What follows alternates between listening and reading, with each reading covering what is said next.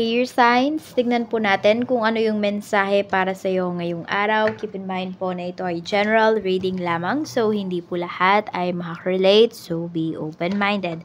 Sa mga hindi po nakasubscribe dito sa ating channel, please subscribe na po kayo. And pa-like na din po ng ating video. At sa mga nais naman po mag-avail ng ating private readings, ng ating Evil Eye Amulet, ng ating Tears Bracelet, makikita nyo po yung link sa description box. Tarot Intentions by Aliana Reyes. Okay, tignan po natin kung ano yung mensahe para sa'yo ngayong araw na ito. Mensahe natin, Spirit Guide.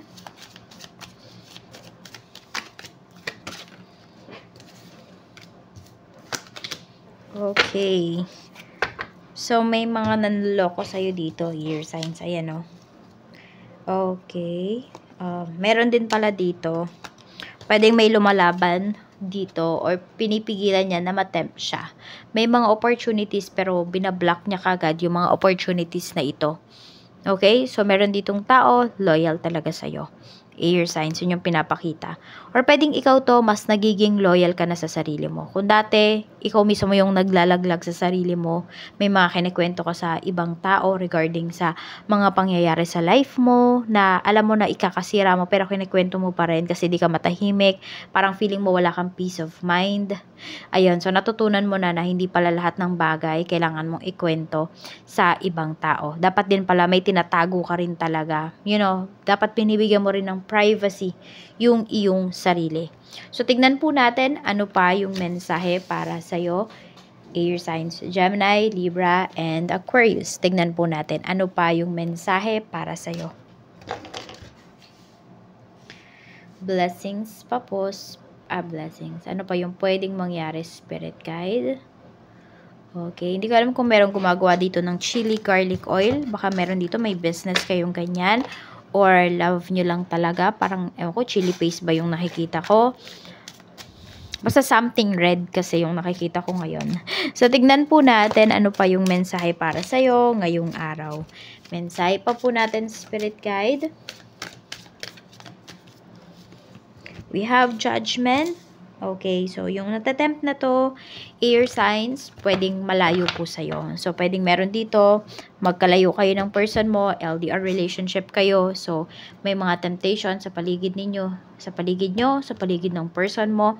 Pero pwede nga na, ano yung sinasabi ko dito kanina, umiiwas sa tukso. We have 4 of coins. Ayan. Kasi ayaw namang masira yung relationship ninyo. We have Temperance. Ayan po. Kung meron mang history before, tapos na yon, mas mahalaga yung ngayon at makikita mo talaga na may pagbabago coming from your person. Check po natin pagdating naman sa bahay. We have Wheel of Fortune. Meron tayo ditong 8 of Swords. At mayroon tayo ditong The Hierophant.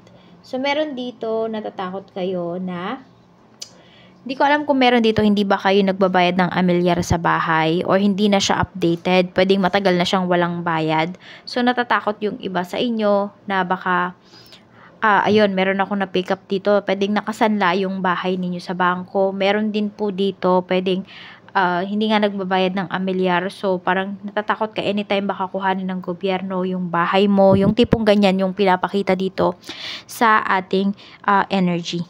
Yan o, sa energy ng bahay. Ayan po. So, may takot yung iba sa inyo dito. Tingnan natin, ano pa yung mensahe pagdating naman sa friends. We have 4 of Wands. Meron tayo ditong Strength. At mayroon tayo ditong The Devil. So, pagdating sa mga friends mo, ayan, kaya mo namang sakyan yung mga trip ng mga friends mo, nagkakaintindihan po kayo dito. With The Devil, pwedeng may mga kaibigan ka na napupunta sa maling direksyon. Ayan, pwedeng sila yung natetempt na hindi nila napigilan. So, baka kaya may iniiwasan ka dito ng mga friends mo or siguro sinasabihan mo pa rin sila pero hindi sila nakikinig sa'yo. So, baka meron ka pang nakaaway dito, air signs, kasi may sinabihan ka ng katotohanan. Parang sinampal mo ng katotohanan yung isang kaibigan na to, hindi niya matanggap yung sinabi mo, kaya inaway ka. Tingnan natin ano pa yung mensahe pagdating sa pera naman. We have Knight of Coins. Meron tayo ditong 9 of Coins. May other source of income dito na paparating para sa'yo. Some of you, pwedeng galing ito sa, pwedeng international ito, pwedeng mula ito sa, some of you, pwedeng work from home kayo. Ayan, dyan kayo kumikita. Pwede po na nagla-livestream yung iba sa inyo dito. So, pwedeng kumikita kayo dyan. Tingnan natin ano pa yung mensahe pagdating naman sa trabaho. Sa trabaho, we have 6 of Cups. We have 4 of Swords. Pagdating ito sa iyong work, meron tayo ditong Page of Wands. Sa trabaho naman, nami-miss mo na, siguro meron dito, lumipat kayo sa work, ng ibang work. So, nami-miss nyo na yung dati ninyong trabaho. Pwede rin naman nami-miss ninyo yung mga dati nyong katrabaho. Pwedeng may mga nag-resign na po kasi. So, dati, kapag meron kayong work, bagong work, 'di ba? Itong mga taong to yung kasama mo. So, nami-miss mo sila kasi ngayon, pwedeng meron kang mga nakakasama sa work pero hindi mo sila maintindihan, hindi mo sila ma-pick up. Nahihirapan ka na makihalubilo sa kanila. Ganun, parang ibang-iba sa nakasanayan mo before. So, yun yung nami-miss ninyo sa dati ninyong trabaho or sa dati ninyong mga co-work. Check naman natin sa negosyo. We have Knight of Swords. We have 5 of Wands. At mayroon po tayo ditong 2 of Wands. At 2 of Cups pagdating dito sa iyong negosyo.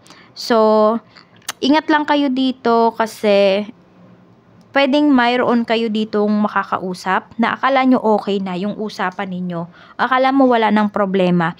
Tapos yun pala malaman-laman mo after natulog ka lang pagkagising mo. Ayan na, may dala ng problema yung tao na yon. So, kung meron po kayong makakatransact dito ngayong araw, may kausap po kayo, just make sure na on paper talaga, on the record talaga, yung inyong mga usapan. Okay? So, dapat may papeles yan. Kung kailangan magkapirmahan dito, magkapirmahan, yun po yung gawin ninyo. Kasi, pwedeng magbigay ito sa inyo ng sakit ng ulo. So, follow nyo lang siguro yung intuition po ninyo kung kayo ay medyo nangangamba dito sa mga usapan na ito regarding sa business po ninyo. Tignan natin. Ay, hindi pala yan. Ito pala. Tingnan po natin kung ano pa yung mensahe para sa'yo. Mensahe pa po natin, Spirit Guide for air signs, Gemini, Libra, and Aquarius. Gemini, yung iyo pong birthday reading ay uploaded na po dito sa ating channel. Gemini, happy birthday. Tapos may mga cake slices yung thumbnail. Tingnan natin, blessings. We have a blessing for healing of injury or illness. So, kung meron dito na sugatan, maaring gumagaling na po yung inyong mga sugat, nag-heal na. So, meron dito napatunayan ng iba sa inyo, ay, wala akong diabetes, ganyan. Hindi mataas yung sugar ko kasi gumaling ka agad yung sugat ko. Basehan ba yun? Hindi ako sure. We have a blessing on a friendship. So, pwedeng mayroon ditong healing na paparating coming sa inyong relationship ng kaibigan mo. May magkakaayos. A blessing of the earth. Merong magpapakumbaba dito. Pwedeng ikaw yan, pwedeng yung kaibigan mo. Pero may magre-reach out. So, kung ito yung nagbibigay sa inyo ng kalungkutan, ayan po. Mapapalitan na yan. Pwedeng maging kasiyahan na po yan. So, number 1, 14, 42. Yan po yung inyong mga lucky numbers. At ang lucky color mo naman is brown, green, and yellow-green. Maraming salamat po. Ingat po kayo always and more blessings to come.